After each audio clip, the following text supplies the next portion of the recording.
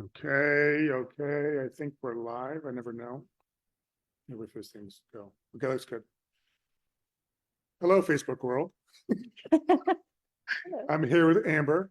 She has recently expressed um, the good results she's gotten in our program. And I actually noticed before, and so I want to talk about it because it's always nice to hear it from somebody's mouth as opposed to me. So thanks for being here, Amber. Appreciate it. So at the start, I'm gonna use my little notes here. So before you started with Soulcore Fitness, what were you doing? What was your life like? All the above. Well, right before I started, unfortunately, I came because I'd been, I think, in about 2 years of really kind of intense back pain Mm-hmm. that I'd been trying to work through in a number of different ways because um I had been doing I started practicing yoga when I was 19. And of course, in those days, everything was all about Ashtanga, Vinyasa yoga, and that kind of super athletic. For me too, but also for people who don't know, what is Ashtanga? Sorry. What is that? Well, at that time, so this is in the like middle 90s. Okay. At that time, it was kind of it was, or at least to my mind, was sort of the thing that everybody was doing. And Oh, it was it was a kind of style of Vinyasa yoga that there's a teacher named Patabi Joyce that had kind of made it famous. And Okay. it was a very kind of well, I would call it athletic at this, but by now, lots of sun salutations and jump backs and kind of like a lot of arm balances, head balances, things like that. So more using your strength, that type of thing. Yeah, although what I came to discover many years later, because I started that practice when I was, like I said, 19. Mm-hmm. And then it was actually, and I practiced that for actually even through pregnancy. Oh, wow. And it took me it took me a long time to realize that it was a little hard on my body. But what I came actually to find out about myself in that practice is that I actually relied more on flexibility because I'm not sure if I'm blessed or if I'm cursed with a certain level of it. No, you're totally right. Right. It's a benefit, but at the same time, it's also a crutch because you're so flexible. And when you're doing yoga and the pose, or rather, I should say, the practice in many contexts becomes about the pose. Oh. Flexibility can kind of get you there, but it doesn't mean that it's necessarily healthy for your body. Okay. So it's kind of a follow-up question. Kind of got two parts. What drew you to yoga, and are the postures? What are the postures' goal? Is it enlightenment? Is it liberation? And what is it? Well, for me, I actually think that yoga was always so my parents were, I grew up in a Zen atmosphere. My parents were Zen practitioners. Cool. And so I kind of had this thing, all they did was sit. And so I was like, I just want to stand on my head and do, I want to move. Yeah. So I think I had a little bit of almost like a rebellion actually in a certain way. But before I started practicing yoga when I was 7, I actually practiced karate. Oh, cool. Yeah, very nice. that was a lot of kids got to do ballet, or girls anyway got to do ballet, and I didn't. I had to do karate. You want to hit somebody in the face? Yeah. No. But anyway, so I had been always kind of, just because of my upbringing, I had been exposed to like that type of orientation in the world. Okay. And so I had my appeal to yoga was a lot of things. I mean, I liked the wildness of the yogis, actually. I was really drawn to that kind of like, I don't know why. I can't, that's something It sounds like a spiritual lifestyle kind of like drawing towards. Yeah. Okay. I mean, I was interested in the diet aspect. I was interested in the meditation. I mean, I really was, I was interested in the kind of the whole, well, just yoga generally. But I will say that just I think given the way that yoga's taught a lot, and as it became increasingly popular, it started to become, for me anyway, less spiritualized and more about the physical practice. Yeah. And call it being Americanized. Yeah, or just, my default or what have you, Definitely, a lot of things. And also busyness, Mm. just once you get into your, 30s and you have kids and you're working and you're kind of like, you only have a certain amount of time to do a certain amount of things. Yeah. Yoga kind of like fit the bill in terms of, physical and Gotta check it out. mental. Yeah. Gotcha. I understand that part. Um, but I think that what happened for me is that because I had been relying on my flexibility for so many years, Mhm. I mean, I just got to a certain point. I don't actually know what happened, but I got to a certain point where I developed so much back pain Mhm. that I frankly was willing to try anything. Yeah. So this is an important point is that, I don't know if it's a terminology thing, but flexibility and mobility are different things. Uh-huh. And I use the example that like you can be super flexible, but not have low mobility. And not to go too much into what you got going on, but you're very flexible, but where you had pain, you had no mobility, you wouldn't move, Uh-huh. namely your SI joint, your low back. And so Uh-huh. they're different things. And that's why being mobile along with being strong, along with having good balance, like proprioception, is the trifecta that you want. You want all three, and that allows your body to function more, not Right. just wrap your head around your leg around your head, something Yeah. like that, Yeah. right? Yeah. Okay. So what were you going through before you started your struggles, hurdles, anything like that? Well, I mean, I had this moment where for me, my back pain came on really quickly. I actually remember it really clearly because it was the day after Thanksgiving 4 years ago. So that would be 2020. Hmm. Oh, right before COVID, or I'm sorry, 5 years ago. You And came right at the end of COVID. I remember you walking in. yeah, and I had been dealing with it for a while Yeah. before. I had a strange thing happen. I drove out to my mom's house for like after Thanksgiving, sandwiches or whatever, Mm. and was perfectly fine. And it was a very snowy day, and I stepped out of the car and literally like couldn't move. I don't know what happened. My back just seized, Yeah. and I like crawled up her stairs Wow. to go into the house, and she was like, "What is wrong with you?" And I said, "I have absolutely no idea." Anyway, that was the beginning of a really intense just lower back pain. Yeah. And so I went right away to my guy Mhm. who my body Mhm. worker, and that I'd been working with since I was like 18. Mhm. And he was like, "Oh my God," he was almost like afraid to touch me because he said, "I don't even know this body. This Mhm. is not normal." Yeah. Anyway, so he did help me, of course, get out of kind of the acute stage of it. Yeah. But I mean, I just don't know how to explain it because it was terrible. It's the final straw. So this happens to people all the time, and they look at that instant what they could have done. Mm. What did I do to make my back pain hurt? Your back pain started, let's just say, 20 years ago. Yeah. So it's repetitive. It's a repetitive stress that never gets normalized. By normalized, I mean go back to its most advantageous position. Mhm. So after a while of going away from what works best for you, it just takes that one little of sitting down in the car too long, or maybe stepping in the snow and just moving your body a little funny. And all of a sudden, your body's like, I'm done. Yeah. You're not listening to me. That's it. Sees up the whole body. It's a protective mechanism, so it's good. It just hurts like crap.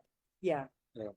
Yeah, it was really, I mean, in a certain sense, it was also good because, so Asher, my body worker, Mhm. he was like, "You really have to do something serious. You can't," because he had been telling me for years, Mhm.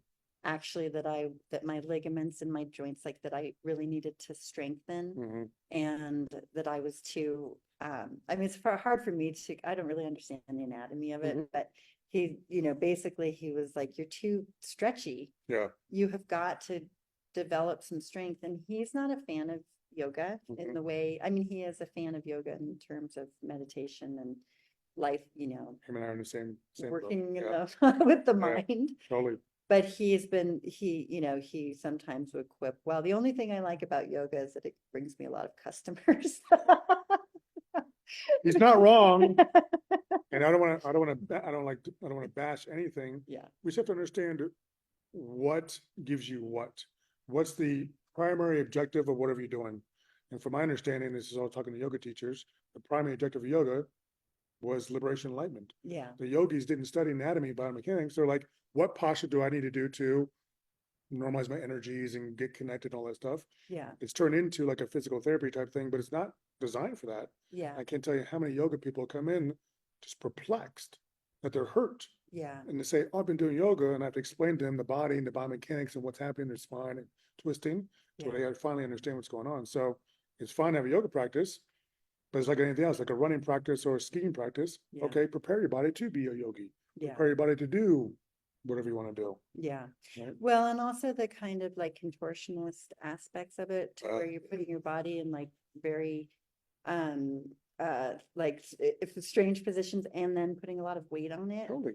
at the same time. I mean, I love yoga, and so, I mean, I'm not trying to diss it in any way. No, not at all. It's just that the way that it's being taught now, I think that, especially now, people are not really aware of anatomically, and there's even a lack of awareness around breath and breathing. Yep.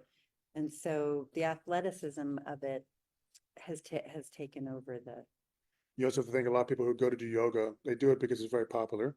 Mhm. But these are like what I call weekend warriors, right? So they sit down all the time, 9 to 5, and then they go out and do something that's probably outside their scope of what they can do. Yeah. Again, if they want to do it, okay, get yourself ready to do yoga. Yeah. Maybe just do breathing practice. Maybe do a program like this to balance your body, and then you take it to yoga. Yeah. But it's like I tell people all the time, you don't go from sitting down to going to run in 5K. Learn to walk first Yeah. before you go, Yeah. right? Yeah. That's my other one. So your struggles, what were your main struggles and hurdles? I don't think we got to that in terms of the practice you were doing. Was it just the pain, or? You mean before coming here? Or? Yeah.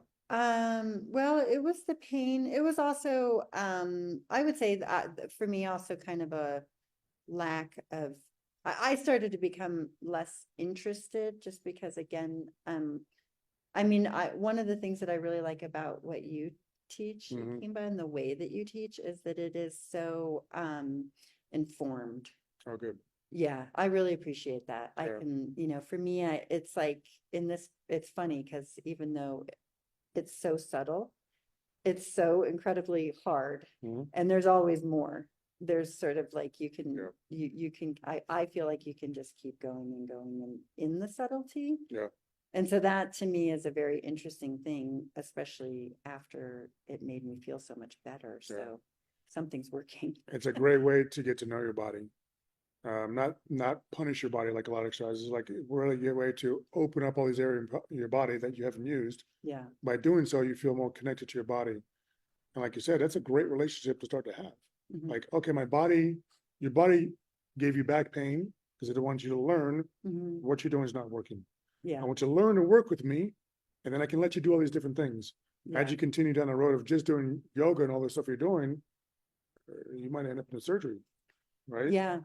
Well, and you can't get away, what I learned is that you can get away with things for a certain amount of time, I Sure. think. I mean, and sadly, or just part of life is that as you become older, you just cannot do what you used to do. I mean, that's just, No, like 35, it starts to show up a little bit, Yeah. and maybe you ignore it a little bit, yeah, and then by 40, it's going, yeah, and then eventually it goes even worse. yeah, yeah, it really does. And I think that it's true of food. Totally. It's true of kind of like, for those of us who can emotionally deplete ourselves, Oh, yeah. like you just start to have less, you have less energy to exhaust, Yeah.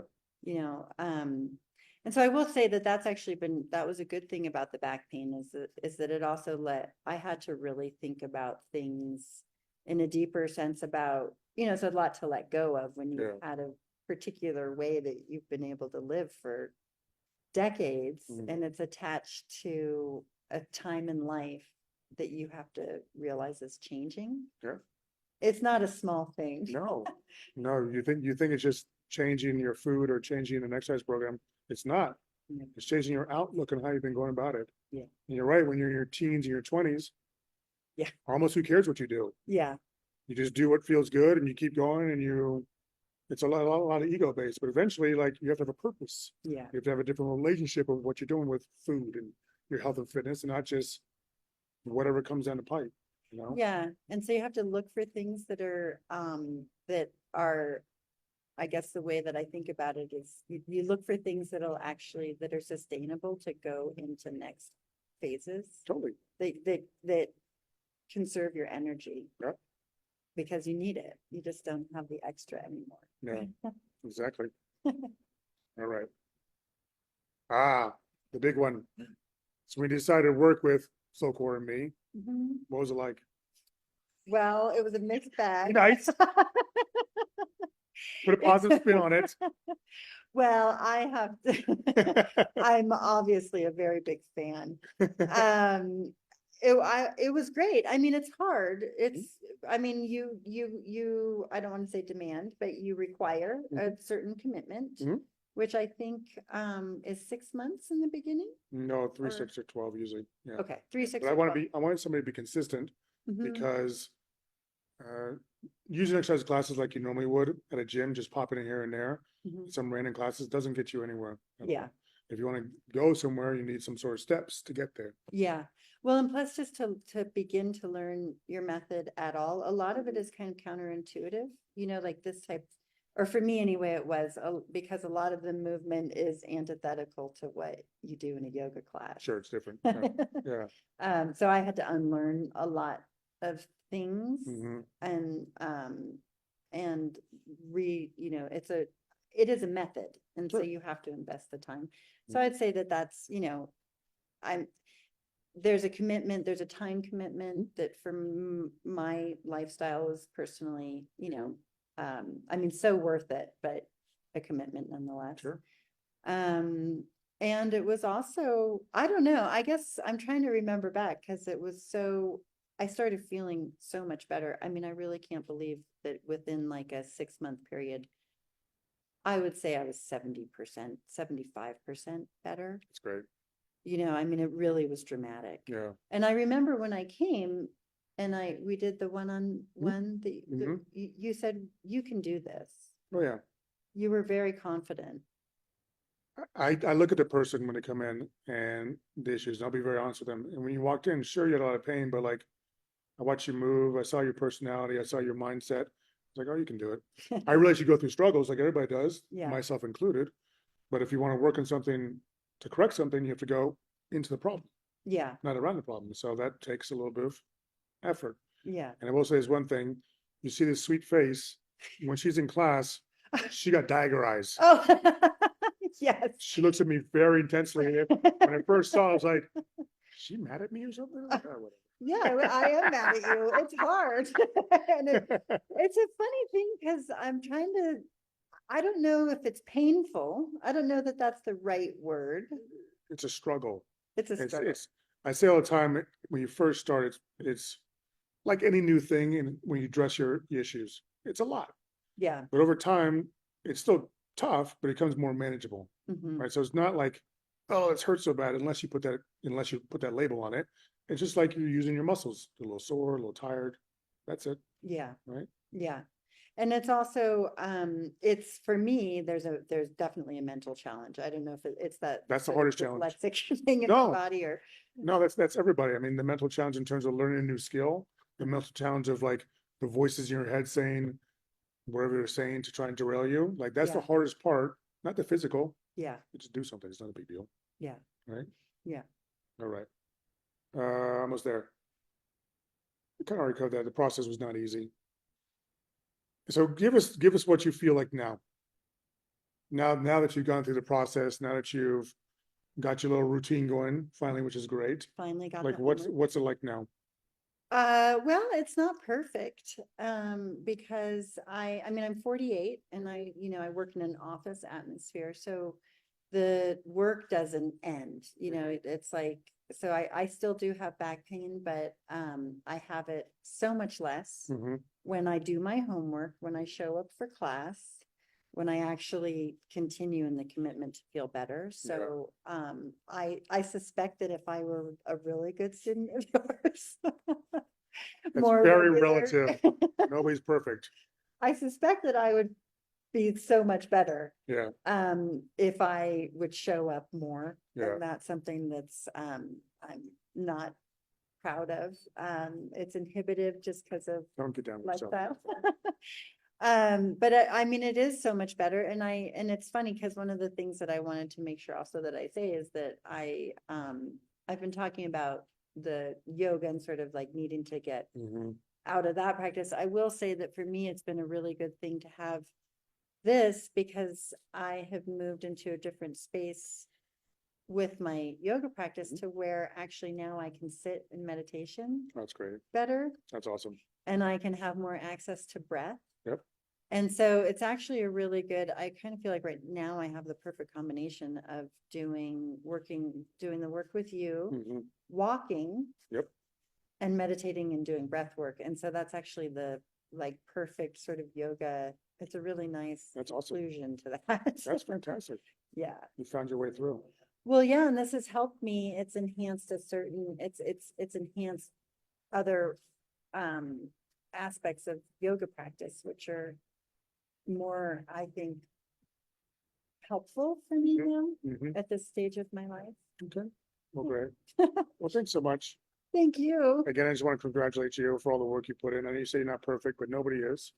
But the fact you found your path, all that bumpiness, to achieve a new result don't discount that. That's a lot of work for people. It Thank really you. is. Thank you. And thanks for doing this. I appreciate it. Yes, of course. Thank you. Bye, Facebook. Bye. I didn't even know what Facebook Live is. No, hold on. Let me see if I can turn this off. Oh, there you go.